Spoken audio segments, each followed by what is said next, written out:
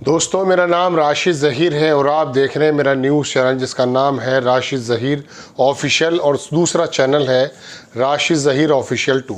आपसे गुजारिश है कि आप बराए करम चैनल को, ख़ास करके सेकंड चैनल को आप सब्सक्राइब ज़रूर कर लें, चूँकि मैंने आपको कई बार बताया कि चैनल्स पे किसी तरह की प्रॉब्लम्स आ रही हैं। मैं आपको इसराइल की और गज़ा की तमाम ख़बरें देने के लिए हाज़िर हुआ और मेरे पास कोई भी शवाहिद ये नहीं है कि मैं आपको दुनिया के किसी अखबार से ये ख़बर स्क्रीनशॉट पर लगाकर बता दूं कि ट्रंप शायद ऐलान कर सकते हैं ट्रूस का, सीज़ फायर का।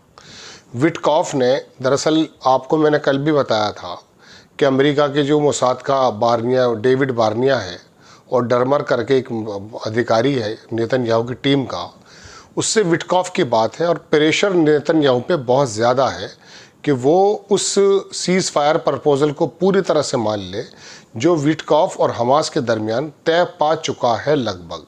ये कल मैंने आपको दुनिया के बड़े अखबारों की तरफ से ख़बर दी थी, लेकिन आज कल में, चूँकि मैं ये देख रहा हूँ कि जब मैं आपको ये ख़बर देता हूँ कि इंशाअल्लाह कोई सीज़ फायर जैसा हो जाएगा, लेकिन दुनिया के अखबारात सिर्फ ये बताते हैं, और ख़बरें सही भी हैं वो, कि गज़ा में और ईरान में और नेतन्याहू के बीच क्या चल रहा है।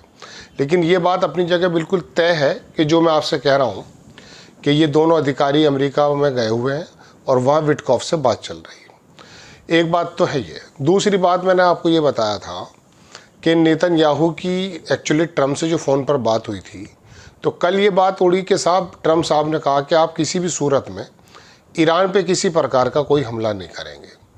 नेतन्याहू के बारे में ख़बर ये आई शाम के वक्त कि वो इस बात से मुकर गया, लेकिन मैंने काफ़ी तलाशा। बहरहाल हुआ यूँ है कि वो ईरान पर किसी प्रकार से चाहता है। अब ख़बर तो सीज़ फायर की आ रही है, लेकिन इधर जो है ईरान पे हमले की ख़बर आ जाती है। लेकिन सऊदी मुल्क जो हैं वो इस हमले के इसलिए ख़िलाफ़ हैं क्योंकि तमाम सऊदी मुल्कों में अमेरिका की बेसेस वगैरह मौजूद हैं। ईरान पर अगर ये इसराइल हमला कर देता है तो ये बात तय मानिए कि ईरान अपनी बका के लिए, और ईरान ने लॉबिंग भी कर ली है रशिया और चीन के साथ, वो गारंटी से इसका रिप्लाई ज़बरदस्त तरीके से देगा जितनी भी उसमें ताकत है, और उसके बाद फिर ये लड़ाई ना रुकने वाले दौर में चली जाएगी। ये तो है। और गज़ा के अंदर मैं आपको बता रहा हूँ कि फिर दोबारा से एड के डिस्ट्रीब्यूशन का जो अधिकार है वो यूएन के हाथ में आ गया है। यूएन के लोग इस काम को करेंगे, क्योंकि पहले जो कंपनीज कर रही थी उनका डिस्ट्रीब्यूशन को वो लूट कर लेकर गए, क्योंकि भूखे प्यासे लोग हैं। 20 लाख लोगों में चंद हज़ार लोगों की अगर आप ऐड लेकर आएंगे तो वहाँ तो लूट मारी होगी, क्योंकि उनके बच्चे भूख से मरने के करीब हैं। अब मैं दूसरी तरफ आपको लेकर चलना चाहता हूँ रशिया की तरफ। रशिया के अंदर बात यह है दोस्तों कि पुतिन साहब की बात हुई थी लगभग 19 तारीख में ट्रंप साहब से, तो पता ये चल रहा था कि शायद अब मामले जो अच्छी तरह से अच्छे वे में चले जाएंगे। लेकिन मैंने आपको बताया था कि एक दिन बाद ही जो पुतिन है उनके हेलीकॉप्टर को हमला करने की कोशिश की गई। उसके बाद रशिया ने बड़ा तेज़ी से हमले शुरू कर दिए थे यूक्रेन पर, जिससे नाराज़ हो गए थे ट्रंप साहब। आखिरकार एक पत्रकार के सवाल पूछने पे पता ये चला कि ट्रंप साहब को ये पता ही नहीं था कि पुतिन को असैसिनेट करने की कोशिश की जा रही है। उसके बाद से दोनों के विदेश मंत्रियों की बात हुई, और वो बात जो तेज़ी आ गई थी अमेरिका और रशिया के बीच में, वो थम सी गई है।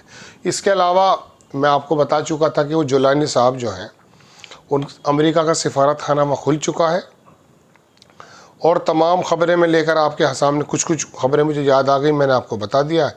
कुछ ख़बरें मैं आपको और दिखा देता हूँ ख़ित्ते से क्या क्या ख़बरें आप देखेंगे दोस्तों। अच्छा, ये जो स्क्रीनशॉट्स हैं, मेरा एक दूसरा चैनल है इंडिया टॉक न्यूज़, शाम के समय उस पर ख़बर लगाता हूँ मैं यही, तो उसमें स्क्रीनशॉट लग जाते हैं, आप उसको भी देख लिया कीजिएगा, कोई हर्ज नहीं है।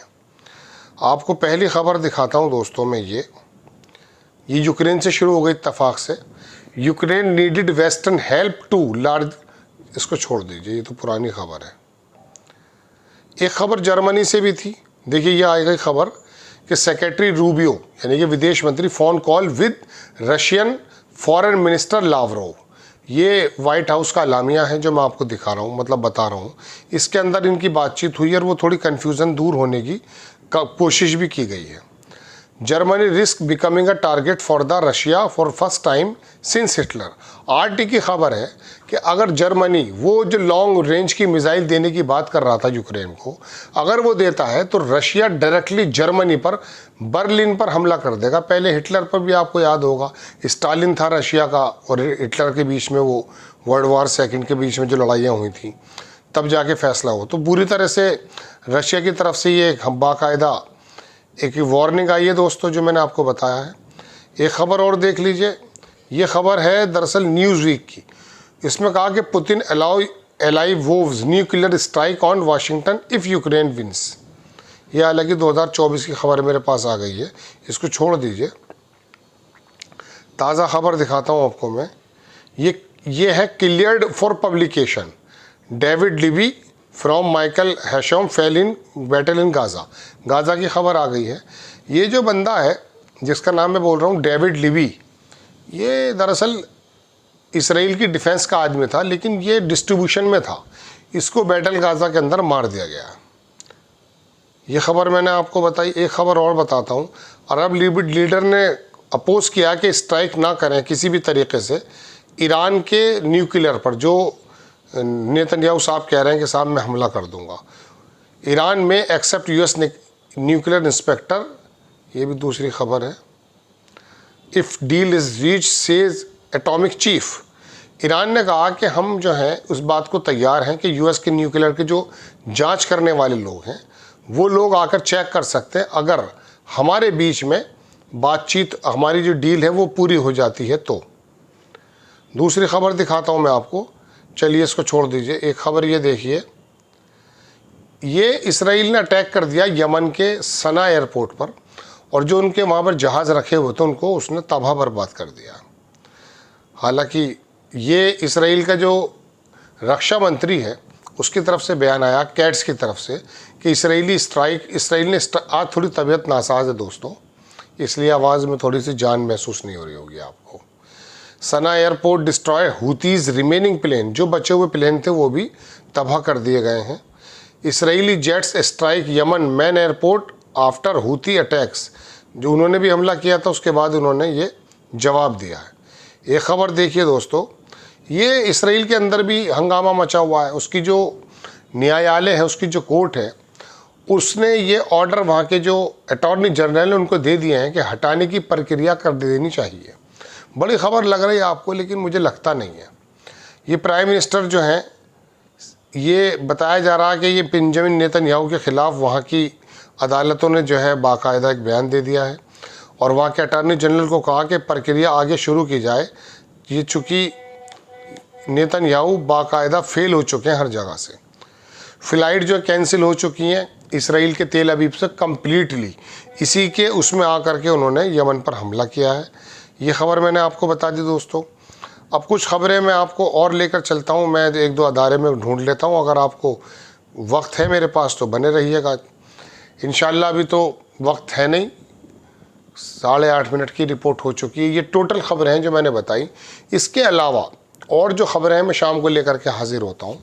आपसे गुजारिश है कि आप इस बात की दुआ भी करें कि जो मैंने शुरुआत में आपको खबर बताई है वो दुनिया के एक बहुत बड़े पत्रकार की मुंह से निकली हुई बात है कि आज और कल में विटकॉफ और हमास की बात हो चुकी है। नेतन्याहू के यानी कि इसराइल के सामने प्रपोजल जा चुका है।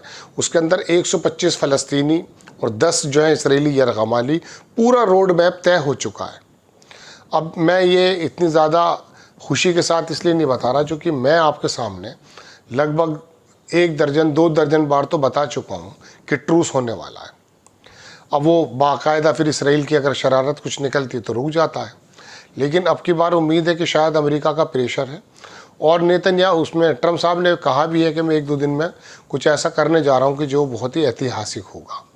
कुछ और ताज़ा खबरें हैं, लंबा एपिसोड हो जाएगा, मैं दूसरे एपिसोड में बनाकर आपको बताता हूँ। आपसे गुजारिश है कि आप चैनल को सब्सक्राइब भी करें, शेयर भी करें। नेक्स्ट टाइम इंशाल्लाह किसी खबर के साथ हाजिर होता हूँ। जय हिंद।